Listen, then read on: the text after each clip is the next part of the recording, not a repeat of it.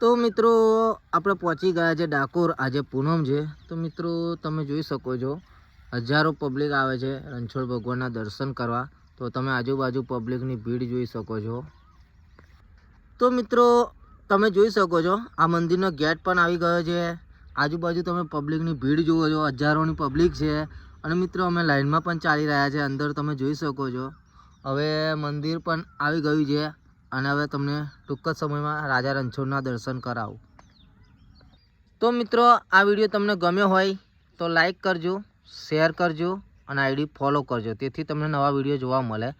અને કમેન્ટની અંદર રાજા રણછોડ લખવાનું ભૂલતા ના. અને વિડીયો બને એટલો શેર કરજો, તેથી તમે બીજા મિત્રોને પણ જાય એવી મારી નમ્ર વિનંતી. દ્વારિકાનો નાથ મારો રાજા રણછોડ છે, એને મને માયા લગાડી રે.